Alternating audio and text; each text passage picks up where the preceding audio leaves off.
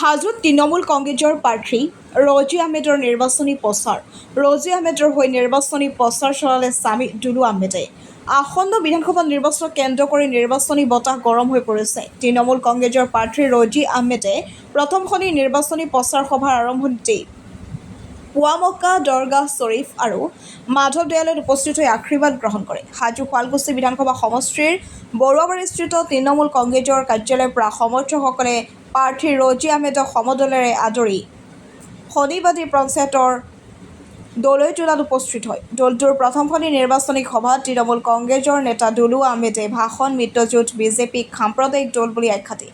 তৃণমূল কংগ্ৰেছ দলৰ প্ৰাৰ্থী ৰজি আহমেদৰ হৈ নিৰ্বাচনী সভাত প্ৰাৰ্থীগৰাকীৰ স্বামী দুলু আহমেদে ভোটাৰ ৰাইজৰ মাজত নিৰ্বাচনী প্ৰচাৰ চলায়। এই সময়ছোৱাত দুলু আহমেদ জিন্দাবাদ, ৰজি আহমেদ জিন্দাবাদ, তৃণমূল কংগ্ৰেছ জিন্দাবাদ ধ্বনিৰে নিৰ্বাচনী তুংগত কৰি তোলে। হাজোৰ পৰা কমলাকান্ত দাসৰ ৰিপৰ্ট, AIN লাইভ।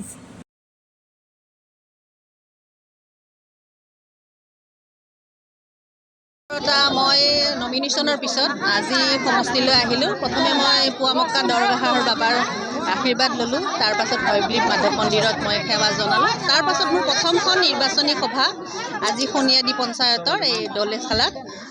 খুবেই ভাল লাগিছে। আপোনালোকে দেখিছেই পৰিৱেশটো। আজি এতিয়া 2টা বাজি গৈছে। 2টা বজাত আচলতে গাঁৱৰ মহিলাখিনিয়ে কাম বন কৰি এইখিনি সময়ত অলপ আজৰি হৈ শুবলৈ যায়। মই আহা বুলি গম পাই বা দুলু আহমেদ বুলি আহা গম পাই তেওঁলোকে কিমান সংখ্যক মহিলা ওলাই আহিছে, এইটো আচলতে মোৰ কাৰণে শুভ লক্ষণ বুলি ক'ব পাৰি। তেওঁলোকে মোক আশীৰ্বাদ দিছে আৰু মোৰ প্ৰতি যে তেওঁলোকৰ মৰম বা আমাৰ পৰিয়ালৰ প্ৰতি যে তেওঁলোকৰ মৰম, আজি তেওঁলোকে ইয়াতে উপস্থিত হৈ পেলাই জনাই দিছে। আৰু তেওঁলোকে কৈছে যে ইয়াতে মোৰ বাহিৰে তেওঁ মানে তেওঁলোকে অন্য দলক মানে চিনি নাপায়। সেইটো তেওঁলোকে মোক আশ্বাস দিছে আৰু তেওঁলোকে যিখিনি কথা কৈছে মই সঁচাকৈ এইটো বিশ্বাস কৰিছোঁ। সঁচাই তেওঁলোকে মোক মানে এইবাৰ মানে আশীষ দিব আৰু অন্য দলক তেওঁলোকে মানে এইবাৰ ভোট প্ৰদান নকৰোঁ বুলি কেনে মোক তেওঁলোকে কথা দিছে। আপুনি যিহেতুকে এগৰাকী হিন্দু মানে জীয়ৰী আছিলে আৰু আপোনাৰ মিষ্টাৰ আছিলে মুছলিম সম্প্ৰদায়ৰ, হয়। এই ক্ষেত্ৰত আপোনাৰ কিবা যোগাত্মক দিশ হ'ব পাৰে বুলি আপুনি বক্তব্য কৰিব? যোগাত্মক দিশ বুলি চাওক, মই জন্মসূত্ৰে হিন্দু আৰু ইণ্ডিয়ান ল' হিচাপেও এজনী ছোৱালী বা এগৰাকী মহিলা আচলতে জন্মৰ যিটো সেইটোহে তেওঁক মানে ধৰ্মটো চলাই নিব পাৰে। আৰু কিছুমানে ধৰক নিজে ত্যাগ কৰে, সেইটো বেলেগ কথা, কিন্তু মই ত্যাগ কৰা নাছিলোঁ। সেইটো সকলোৱে জানে, ছ'চিয়েল মিডিয়াৰ যোগেৰেও সকলো মানুহে জানে যে মই নিজৰ ধৰ্মটো পালন কৰি আছোঁ আৰু তেওঁৰ ধৰ্মকো মই সন্মান কৰি আছোঁ। আমাৰ 2টা ধৰ্মৰে কৰা যায়, কিন্তু মই বিশেষকৈ মই হিন্দু ধৰ্মটোক বেছি মই কৰি আছিলোঁ আৰু তেওঁৰ যিখিনি ধৰ্ম সেইখিনি মই সন্মান জনাওঁ। তেওঁৰ ধৰ্ম বুলি নহয়, মই সকলো ধৰ্মকে মই সন্মান জনাওঁ। আৰু মই জন্মসূত্ৰে SC ছোৱালী এজনী আৰু মই হিন্দু ছোৱালী। প্ৰতিদ্বন্দ্বী হিচাপে কাক আপুনি ভাবিছে?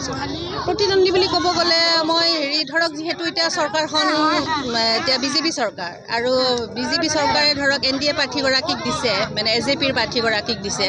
AJP আৰু বিজেপিটো আৰু টকাটোৰ ইপিঠি সিপিঠি একেই কথা হৈ যায়। আৰু বিজেপি আপোনালোকে গমেই পাইছে এইবাৰ প্ৰাৰ্থীত্ব দিয়া নাই। কি কাৰণত দিয়া নাই? তাৰে এটাই কাৰণ যে বিগত 10টা বছৰে বিজেপিৰ প্ৰাৰ্থীগৰাকীয়ে এই হাজো সমষ্টিত একোৱেই উন্নয়ন নকৰিলে। সেইবাবে বিজেপিয়ে ভয় খাইছে যে এইবাৰ দিলে নিশ্চয় আমাৰ ফলাফল বেয়া হ'ব। কাৰণ আমাক মুছলিম সম্প্ৰদায়ৰ, কাৰণ বিজেপিয়ে সদায় সাম্প্ৰদায়িক কথাবোৰ কৈ থাকে, মুছলিমক গালি গালাজ কৰি থাকে। তেওঁলোকৰ ভয় ভাবুকি হ'ল যে এইবাৰ হয়তো আমাক মুছলিম সম্প্ৰদায়ৰ মানুহখিনিয়ে ভোট প্ৰদান নকৰিব। সেইবাবে তেওঁলোকে AJPৰ প্ৰাৰ্থী এগৰাকীক এই সমষ্টিটোত মানে তেওঁলোকে প্ৰাৰ্থিত্ব প্ৰদান কৰিছে। কাৰণ AJPৰ প্ৰাৰ্থীগৰাকীয়ে মুছলিমৰ ভোটখিনিও খুজিব পাৰিব, যিহেতু আগতে ধৰক নুৰুল হুছেইন ডাঙৰীয়া AJPৰ ফালৰ পৰা তেওঁ বিধায়ক আছিলে। সেই হিচাপে তেওঁলোকে ভাবিছে নেকি যে মুছলিম ভোটখিনি তেওঁলোকে আদায় কৰিব বুলি কেনে, কিন্তু সেইটো নহ'ব। এইবাৰ মানে আমাৰ হাজোবাসীয়ে ৰাইজে জাতি ধৰ্ম একো চোৱা নাই, হিন্দু মুছলিম একো চোৱা নাই, ব্যক্তি চাইছে। আৰু মই ভাবোঁ কি এইবাৰ হাজোবাসীয়ে ৰাইজে ব্যক্তি চাই পেলাইহে তেওঁলোকে ভোট প্ৰদান কৰিব, যে কোনগৰাকী ব্যক্তিয়ে মানে বিধানসভাৰ মজিয়াত যাই পেলাই আমাৰ হাজো সমষ্টিৰ উন্নয়নৰ বাবে মানে তেওঁলোকে আঁচনি বা যিকোনো কামে মানে টানি আজৰি আনিব পাৰে। মই সেইটো আশা কৰিছোঁ যে হাজোবাসীয়ে ৰাইজে নিশ্চয় মোক আদৰিব।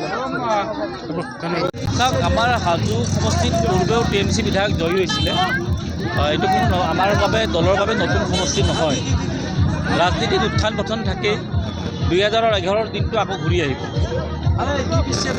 এই 26ত আকৌ 2011 পুনৰাবৃত্তি হ'ব। ইয়াত TMCৰ প্ৰাৰ্থী জয়লাভ কৰিব। এজন কংগ্ৰেছ TMCৰ বিৰুদ্ধে TMC দলৰ মানে প্ৰাৰ্থীগৰাকী আহিলে দলীয়ভাৱে তেখেতে এটা মন্তব্য কৰিছে যে কি ক'লে? উৎপাত কৰিব কৈছে, কি ক'ব? আমি হৈ গ'লোঁ বিজেপিৰ বিৰোধী দল। পশ্চিমবংগত 3বাৰকৈ বিজেপিক পৰাস্ত কৰিছোঁ। কংগ্ৰেছী দালালৰ চাৰ্টিফিকেট মোক নালাগে।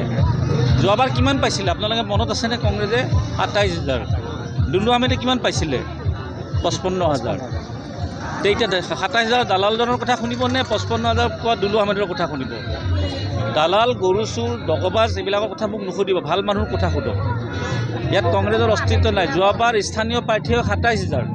এইবাৰ পেৰাচুট লেণ্ডিং কৰিছে বকৰ পৰা 14,000, 10,000, তাৰ ওপৰত নাযায়। জয়লাভ বাদেই দিয়ক, 3-4 দিন পিছত প্ৰচাৰ বন্ধ হ'ব। যিগৰাকী মহিলাই মুখ্যমন্ত্ৰীৰ বাৰ্থডে কেক কাটোতে পিছফালে খাৰা হৈ থাকে সেইগৰাকী কংগ্ৰেছ কেণ্ডিডেট। ৰাইজে বুজিব কিবা বাকী আছে নেকি? অশূন্য থাকিবনে? আপুনি যি ধৰণে ভোট পাবলৈ সক্ষম হৈছিলে পূৰ্বৰ নিৰ্বাচনত, এইবাৰ তাতকৈ বেছি হ'ব, কাৰণ মই নিৰ্বাচন খেলিলে মই ব্যস্ত হৈ থাকিব লাগে। এইবাৰ নিৰ্বাচনটো সম্পূৰ্ণ মই মেনেজ কৰি আছোঁ। মোৰ যিহেতু পত্নীয়ে খেলিছে, পূৰ্বতকৈ বহু বেছি ভোট বাঢ়িব।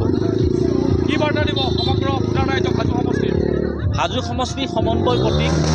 হাজো ৰাইজে এনেকুৱা এগৰাকী প্ৰাৰ্থী পাইছে যিয়ে হিন্দু ধৰ্ম, মুছলিম ধৰ্ম দুয়োটাই পালন কৰে। এইটো এটা সমন্বয়। গতিকে বিজেপিত বিসম্বাদ হৈছে অগপক এৰি দিয়াৰ কাৰণে, কংগ্ৰেছত বিসম্বাদ হৈছে বাহিৰা প্ৰাৰ্থীটো দিয়াৰ কাৰণে। দুইটাৰ পৰা মই 25% ভোট লৈলেই হৈ গ'ল। মোৰ নিজা 20% ভোট আছেই। হিচাপটো একদম ক্লিয়াৰ নহয় জানো?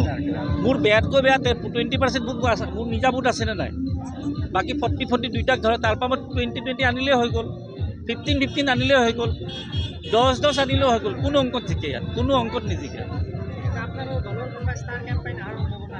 আমাৰ চাইনিক ঘোষ আহিব, ইউচুফ পাঠান আহিব হাজো সমষ্টিত, হাজো শুৱালকুছি সমষ্টিত। আমাৰ মুখ্যমন্ত্ৰী মমতা বেনাৰ্জী ডাঙৰীয়াই এতিয়ালৈ তাৰিখটো আমি পোৱা নাই, নিশ্চয় আহিব। যিহেতু আমাৰ শুৱালকুছি মণ্ডলত বিজেপিৰ অকণমান প্ৰভাৱ বেছি আছে, সেই ক্ষেত্ৰত আপোনালোকৰ দলৰ পৰা কেনেধৰণৰ?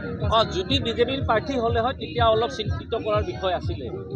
যিহেতু দুবাৰকৈ বিধায়ক থকাৰ পিছত, শক্তিশালী বিজেপিৰ সংগঠন থকাৰ পিছত অগপক এৰি দিছে। আৰু কোনগৰাকী অগপক এৰিছে? যিগৰাকী বিজেপিত আছিলে। সেইকাৰণে বিজেপিৰ কৰ্মী নেতাসকলে কৈছে যে দৰকাৰ পৰিলে অসম গণ পৰিষদক আমাৰ প্ৰাৰ্থী দিব লাগিছিলে। কেইদিনমান আগত বিজেপিত যোগদান কৰি আকৌ অগপত গৈছে, আমি কেতিয়াও ভোট নিদিওঁ। আৰু আটাইতকৈ ডাঙৰ কথা, ইয়াত বিজেপিৰ ভিতৰত বহুত বিসম্বাদ হৈছে। আমি এইটো সুযোগ ল'ম। যিহেতু স্থানীয় প্ৰাৰ্থী হিচাপত আছে, আপুনি ভাবে নেকি যে নিশ্চিত বিজয় তেওঁৰে হ'ব? এইটো চাওক, যেতিয়া বিজেপিৰ শক্তিশালী সংগঠন থকা সমষ্টি এটা অগপক এৰি দিছে একমাত্ৰ মুছলিম ভোট, সংখ্যালঘু ভোটৰ বাবে, এই কথা সংখ্যালঘু ভোটাৰে বুজি উঠিছে। সংখ্যালঘু ভোটাৰে যদি প্ৰকাশ দাসক বিজেপিৰ প্ৰাৰ্থী হিচাপে ভোট দিয়ে, কংগ্ৰেছৰ কথা নুসুধিব, ইয়াত কংগ্ৰেছ লাইনত নাই। তেতিয়াহ'লে সাম্প্ৰদায়িক মুখ্যমন্ত্ৰী যিটো মন্তব্য দি থাকে মুছলিমৰ বিৰুদ্ধে, আকৌ সন্মুখীন হ'ব লাগিব সংখ্যালঘু সমাজ।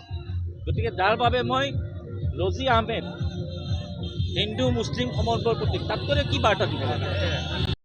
যিকোনো খবৰ আৰু বিজ্ঞাপনৰ বাবে যোগাযোগ কৰক 7896121996।